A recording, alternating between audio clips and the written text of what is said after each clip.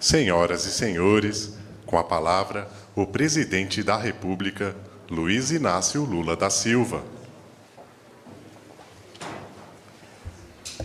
Meu caro amigo presidente Prabowo Subiante, presidente da República da Indonésia, meu caro Zulfikar, ministro coordenador para assuntos alimentares, em nome de quem cumprimento os ministros e integrantes da comitiva da Indonésia, meu caro Mauro Vieira, ministro das Relações Exteriores do Brasil, ministros Carlos Fávaro, Silva, Camilo Santana, Wellington Dias e Sidônio Pereira, minha querida Magna, presidente da Petrobras, meus amigos e minhas amigas.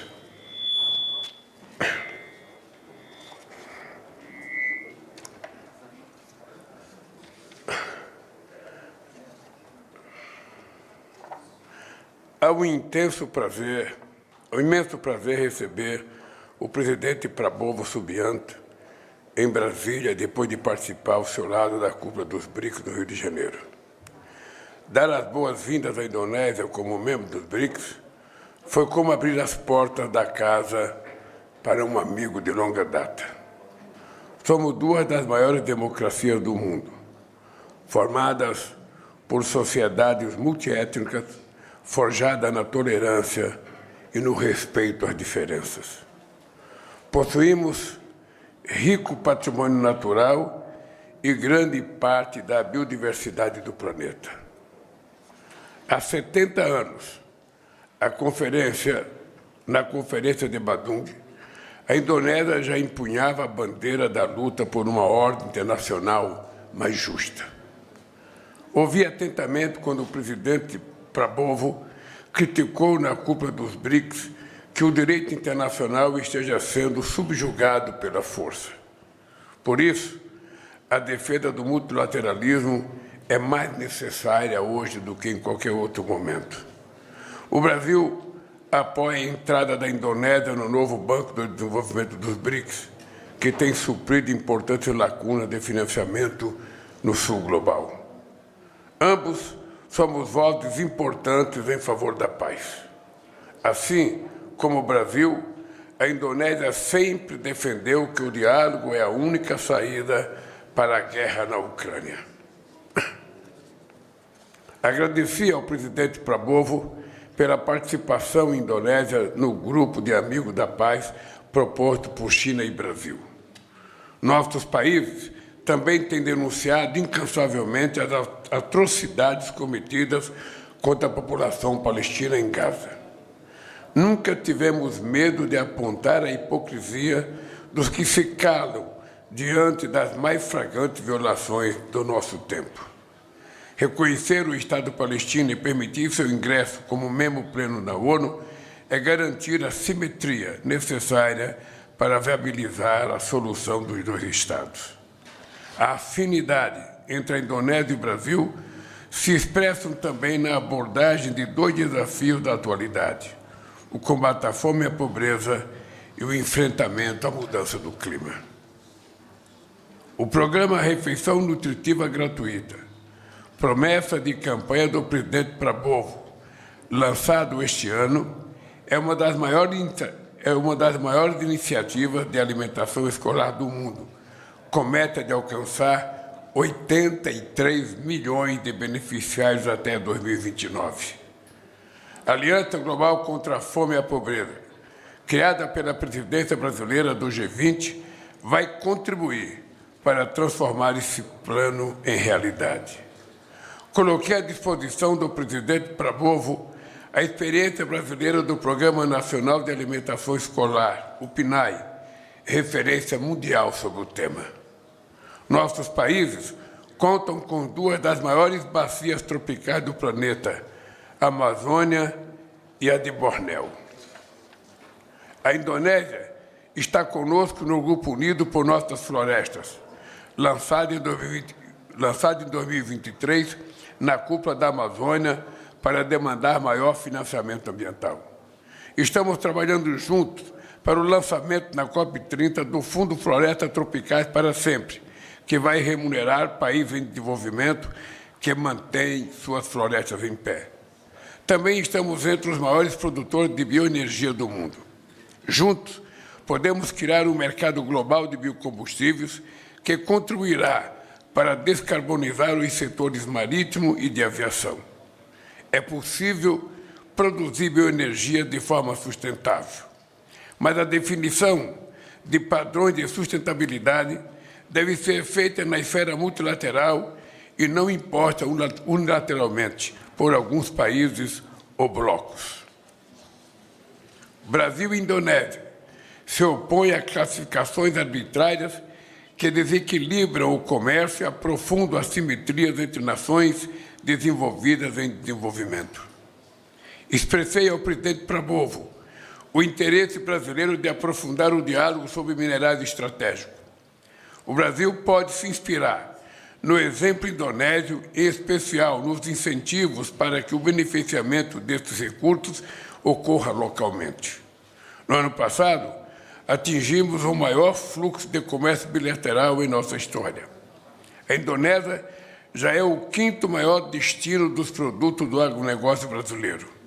Queremos facilitar o comércio de carne bovina brasileira, que pode contribuir para a segurança alimentar do povo indonésio.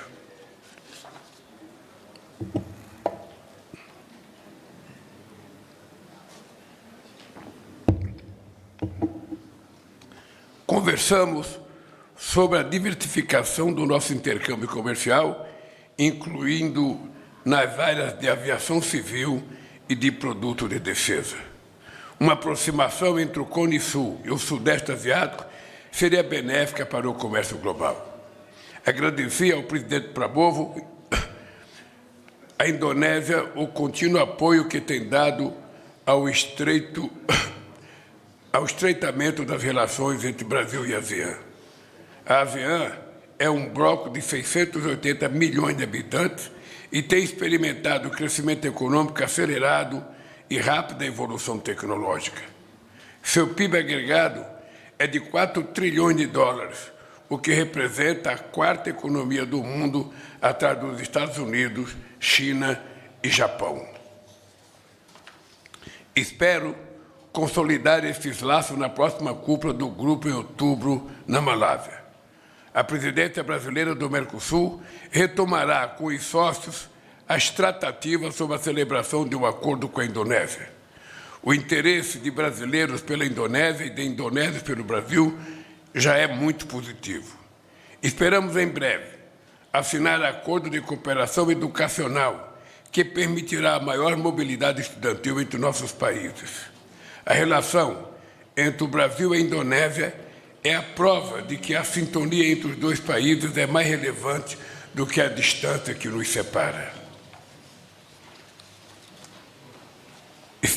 Esta visita renova a parceria estratégica que firmamos em 2008 e lança as bases para um relacionamento ainda mais próximo e robusto.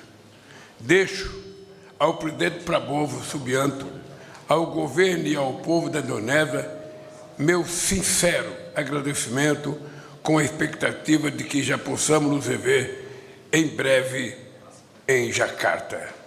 Terima kasih. Muito obrigado.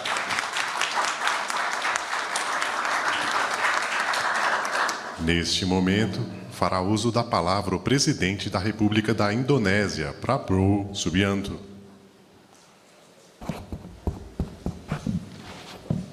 His Excellency President Luiz Inácio Lula da Silva, President of the Federative Republic of Brazil, distinguished ministers and senior officials of both countries, distinguished members of the media, ladies and gentlemen. First of all, I would like to extend my gratitude and my highest appreciation to President Lula for the warm welcome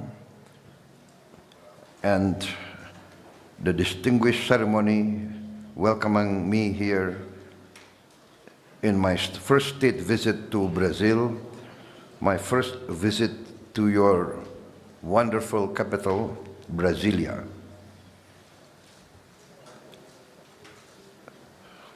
Also, this is my second visit to Brazil. I attended the G20 summit in Rio de Janeiro, November last year, and this year I attended the BRICS summit a few days ago.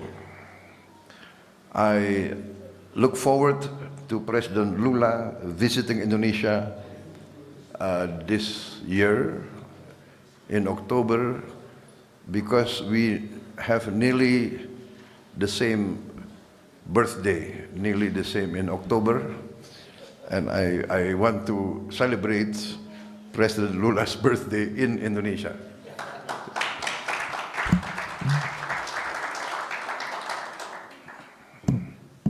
President Lula will be 80 years old. I am his younger brother. I will be 74. But they say the 80 years old today is like 60 years old a few years ago. So I'm convinced that we will see President Lula being active in the world stage for a long time. Ladies and gentlemen, we are separated by distance, but the planet has become smaller. And Brazil and Indonesia have so many common interests.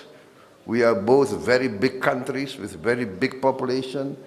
We have the same biodiversity, the largest in the world.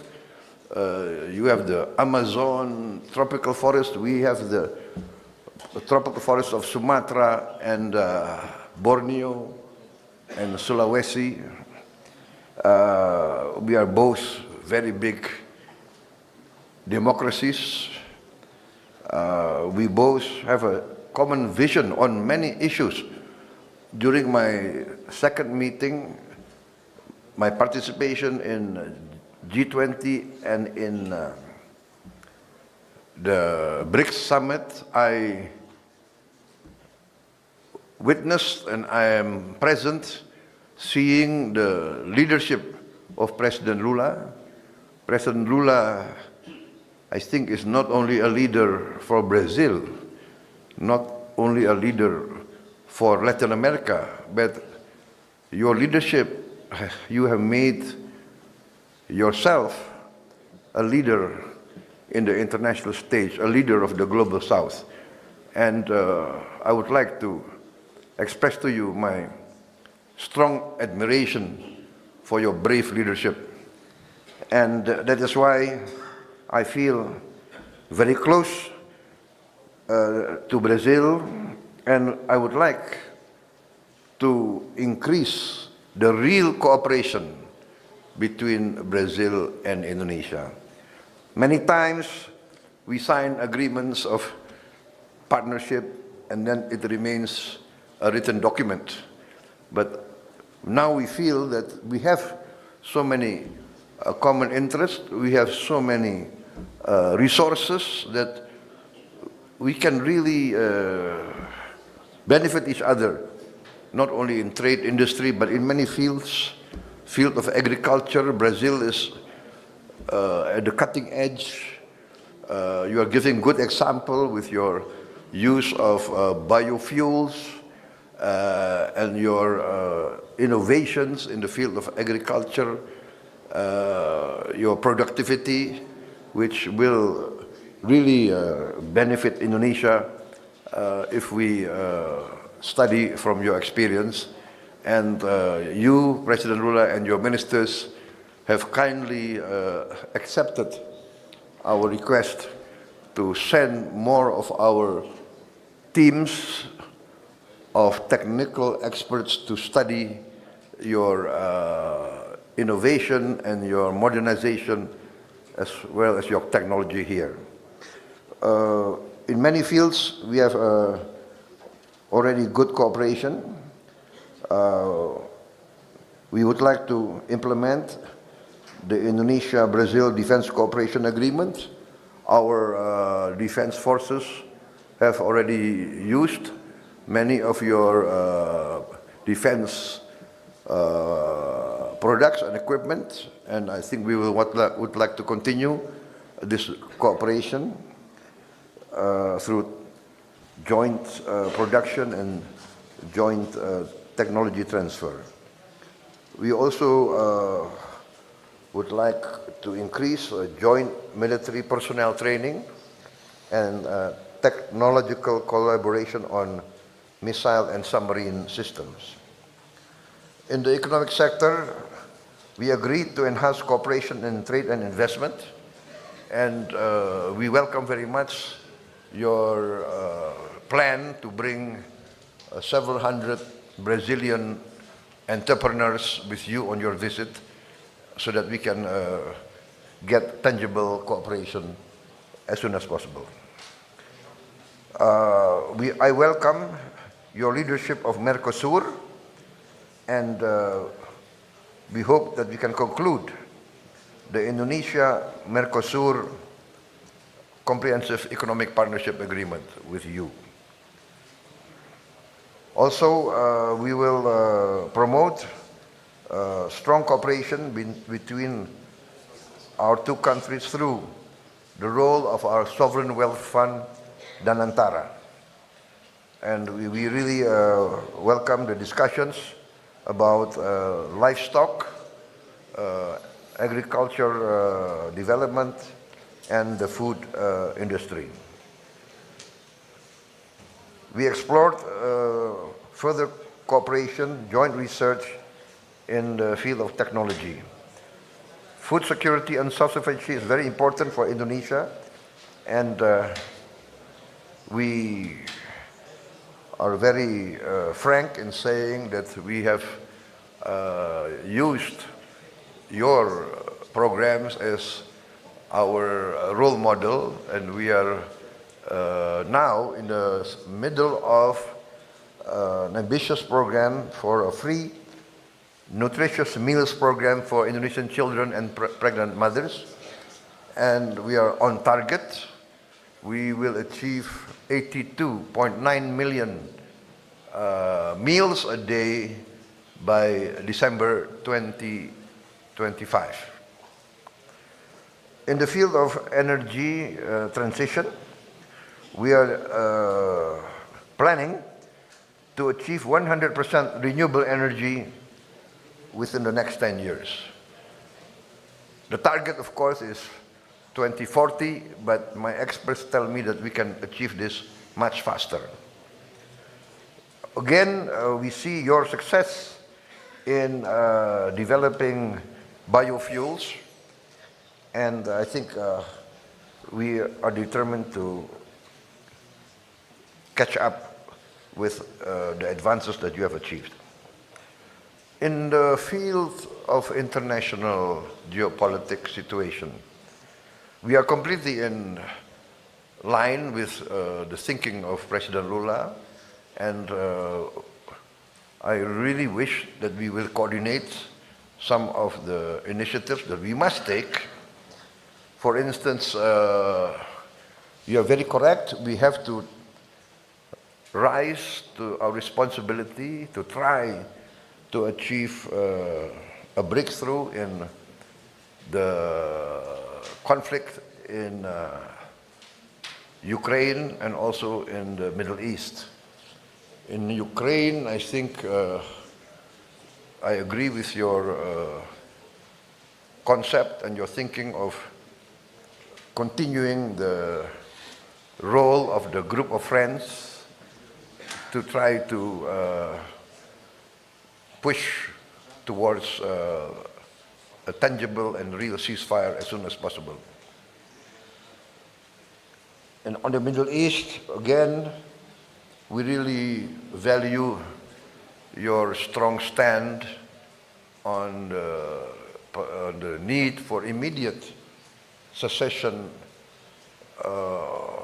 ceasefire in Gaza, and also that the only solution will be a two-state solution. And we really value your strong stand for this. On reforms on the international governance, we support your thinking that there must be reforms for the United Nations to increase the voice of other new big players on the global scene. Brazil is a very big country, big population, with a strong economy. I think will have to play a more responsible and leading role. And I think we should combine our efforts, combine our voice to push forward for these reforms, together with other countries, India, South Africa, Egypt, Nigeria, Germany, Japan, Mexico. So, in conclusion, Your Excellency, I think my visit here has been very productive, and I really look forward to your visit with tangible achievements by October. And in conclusion, we'll plan a very, very good birthday party for you in Jakarta. Thank you very much. Muito obrigado.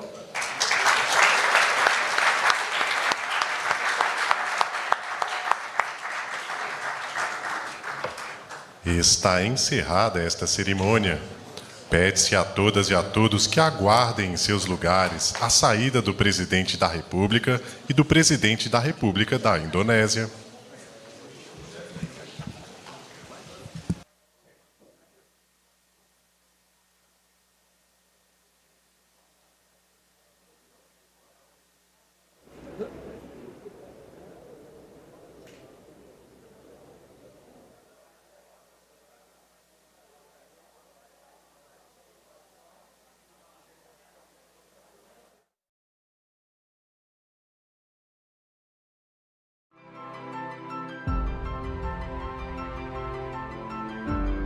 Karunia yang diberikan oleh Yang Maha Kuasa kepada kita sungguh sangat besar dan sungguh sangat beragam. Namun tengah segala karunia tersebut, kita pun harus berani untuk menjadi bangsa yang berani, bangsa yang tidak takut tantangan, bangsa yang tidak takut rintangan, bangsa yang tidak takut ancaman.